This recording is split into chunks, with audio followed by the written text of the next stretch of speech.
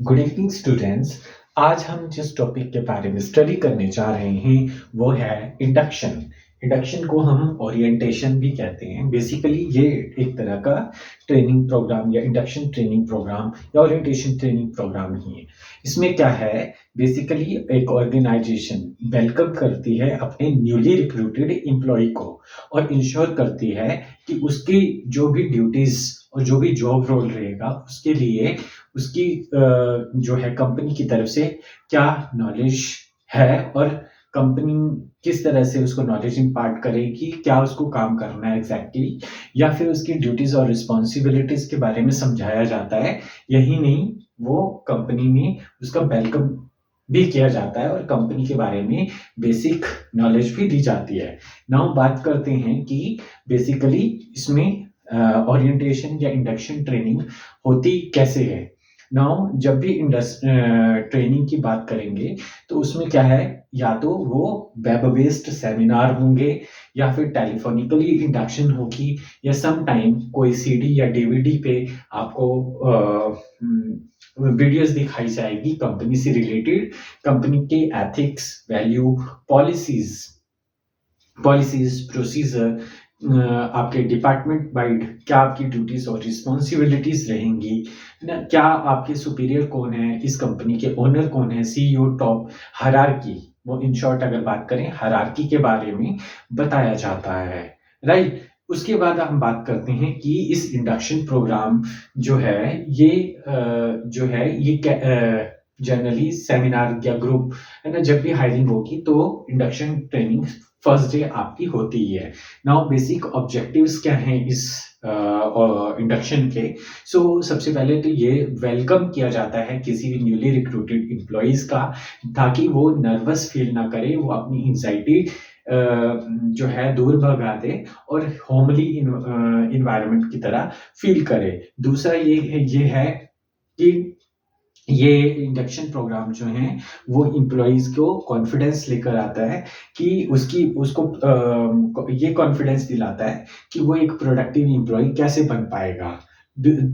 अगर हम next phase की बात करें तो ये कंपनी में एक एम्प्लॉइज को क्या फैसिलिटीज मिलनी है, किस तरह से इस कंपनी में वर्क होता है डिफरेंट डिपार्टमेंट्स में, और आपके डिपार्टमेंट में पर्टिकुलरली क्या आपका क्या कैसे ड्यूटीज और रिस्पॉन्सिबिलिटीज रहेंगी, और आपके डिपार्टमेंट की क्या ड्यूटीज और रिस्पॉन्सिबिलिटीज रहेंगी, इसके बारे में बताया जाता है।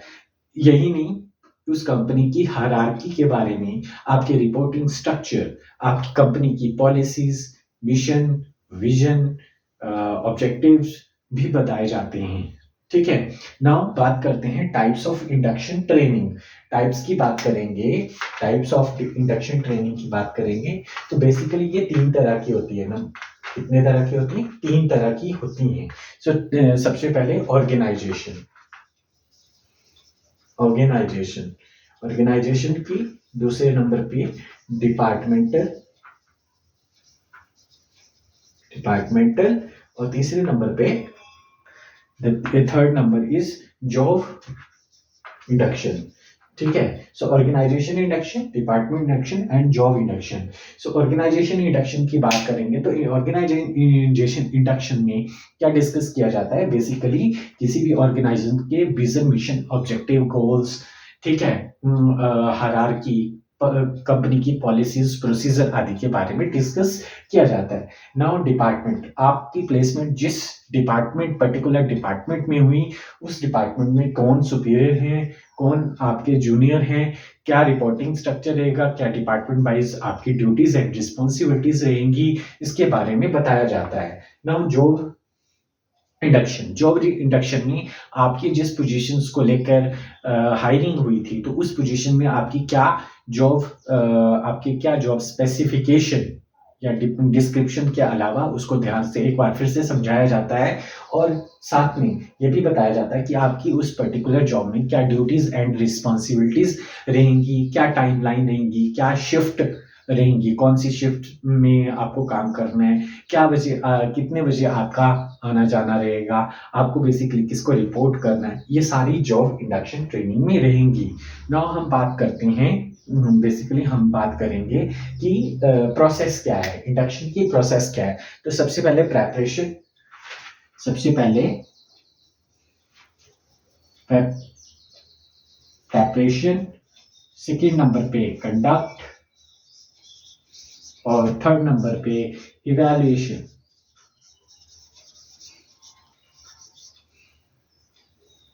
ये प्रोसेस है इंडक्शन की। तो इंडक्शन प्रोसेस कैसे होती है? सबसे पहले आती है बारी प्रेपरेशन की।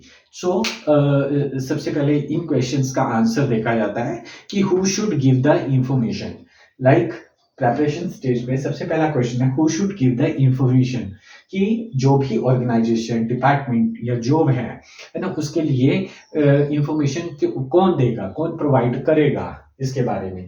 तो जनरली ऑर्गेनाइजेशन के केस में एचआर डिपार्टमेंट के मैनेजर्स या डायरेक्टर्स या सीईओ, ऑर्गेनाइजेशन के केस में सीईओ ऑफ द कंपनी रहते हैं। डिपार्टमेंट के केस में पर्टिकुलर डिपार्टमेंट के जो मैनेजर्स होंगे या पर्टिकुलर जो अथॉरिटी होगी वो करेगी पर्टिकुलर। और जॉब से रिगार्डिंग समटाइम डिपार्टमेंट से रिलेटेड या एचआर मैनेजर ही होते हैं, या डिपार्टमेंट से कोई हायर अथॉरिटी होगी या जॉब स्पेसिफिक जो सीनियर होगा वो आपको ओरिएंट करेगा।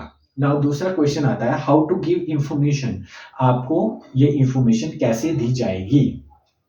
तो सम टाइम इसके लिए क्या है, ग्रुप सेमिनार्स या डीवीडीज के थ्रू या सीडीज के थ्रू या फिर जो है वर्कशॉप के थ्रू ये जो है इंफॉर्मेशन दी जाती है। और या तो some time on the job, मतलब आपको जॉब प्रोफाइल में जहाँ प्लेसमेंट है उस लोकेशन पे जो आपके सुपीरियर होंगे या फिर आपके साथ काम करने वाले होंगे वो आपको ओरिएंट करेंगे। With in what time period should the information be given, है ना। इसके लिए इंडक्शन के लिए एक टाइम पीरियड सेट किया जाता है कि ये प्रोसेस जो है विदाउट हैम्परिंग द वर्क कैसे किया जाए। तो इसके लिए या तो पर्टिकुलर डे या पर्टिकुलर टाइम डिसाइड किया जाता है ताकि वर्क इफेक्ट ना हो। तो जनरली ये जो इंडक्शन प्रोग्राम है काफ़ी कंपनीज और ऑर्गेनाइजेशन में वन डे जो है, फर्स्ट डे जो है वो फिक्स किया जाता है। और साइड बाय साइड जब ऑन वर्क हो रहा होता है तो साइड बाय साइड आपको टाइम के साथ जो है और ये वो ओरिएंट कर दिया जाता है। Where should the information be given, ये इंफॉर्मेशन कहाँ पे दी जाएगी, या तो ट्रेनिंग रूम्स रहेंगे, ठीक है, और या फिर जो है पर्टिकुलर जो वर्क एरिया है वही रहेगा जहाँ पर ये इंफॉर्मेशंस दी जाएंगी, या फिर आपको वीडियो सेमिनार्स के थ्रू ये इंफॉर्मेशन दी जाएगी जो कि आप अपने मोबाइल हैंडसेट तक में देख सकते हैं। तो इस तरह से प्रेपरेटरी फेज होती है। Now second phase is conduct phase. तो कंडक्ट फेज में अगर हम बात करें तो कंडक्ट फेज में जो है वो बताया जाता है आपको कि आपके विजन, मिशंस, गोल क्या है ऑर्गेनाइजेशंस के, या पर्टिकुलर डिपार्टमेंट की क्या रोल्स और रिस्पॉन्सिबिलिटीज आपकी रहेंगी, क्या हायरार्की रहेगी और किस तरह से आपको काम करना है। इसके बाद है शिफ्ट के बारे में, टाइमिंग के बारे में, है ना, लीव पैटर्न के बारे में, ये सारी चीज़ों के बारे में जानकारी दी जाएगी। नाउ इवैल्यूएशन, इवैल्यूएशन जो है सबसे इंपॉर्टेंट स्टेप है, थर्ड स्टेप है इवैल्यूएशन, इंडक्शन का इवैल्यूएशन स्टेप।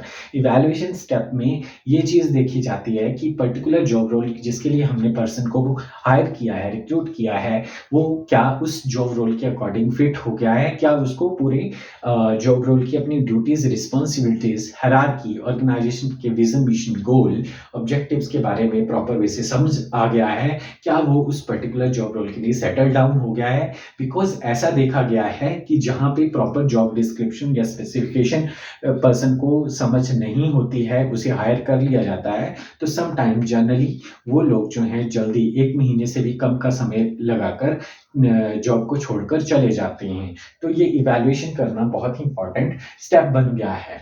नाउ हम बात करते हैं जनरली इंपॉर्टेंस ऑफ इंडक्शन की। इंडक्शन की क्या इंपॉर्टेंस है जनरली, इससे क्या होता है, नर्वसनेस, किसी भी ऑर्गेनाइजेशन के जो भी न्यूली रिक्रूटेड एम्प्लॉय है उसकी नर्वसनेस को कम किया जा सकता है। दूसरा है इट रिड्यूस सम कॉस्ट, इस अगर जो ओरिएंटेशन या इंडक्शन जो है, वो समय पर ना की जाए, तो कहीं न कहीं जो है प्रोडक्टिविटी में कम आती है और कहीं न कहीं प्रोडक्टिविटी में कम आने का कारण ये है कि उसको अपनी जॉब रिस्पॉन्सिबिलिटी और ड्यूटीज़ का पूरी तरह से ध्यान नहीं है या ऑर्गेनाइज़ेशन के स्ट्रक्चर का पूरी तरह से ध्यान नहीं है, तो एफिशिएंसी उसके काम में एफिशिएंसी और प्रोडक्टिविटी नज़र नहीं आती है, जिसकी वजह से कॉस्ट जो है बढ़ती है। तो ओरिएंटेशन अगर प्रॉपर वे से, इंडक्शन अगर प्रॉपर वे से की जाए, तो क्या होता है कि कॉस्ट कुछ हद तक रिड्यूस की जा सकती है। देन इंक्रीज कमिटमेंट, इसकी वजह से कमिटमेंट भी इंक्रीज, जो भी कमिटमेंट है पर्टिकुलर जॉब रोल के लिए, पर्टिकुलर जॉब स्पेसिफिकेशन जो है, उसकी जो कमिटमेंट है उसको पूरा किया जा सकता है।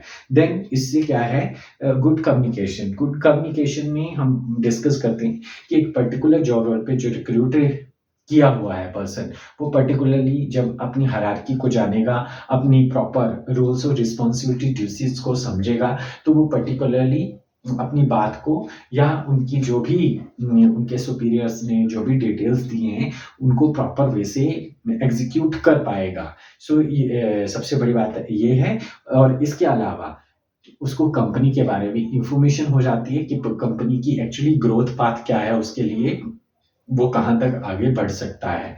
So these are the importance of induction program. सो आज हमने जो स्टडी किया वो क्या किया कि इंडक्शन को ओरिएंटेशन भी कहा जाता है और ये क्यों ज़रूरी है और इसकी प्रोसेस के बारे में डिस्कस किया। अगर आपको मेरी ये वीडियो पसंद आई हो तो प्लीज़ मेरे चैनल एकेएम मैनेजमेंट क्लासेस को लाइक, शेयर और सब्सक्राइब करें। Thank you.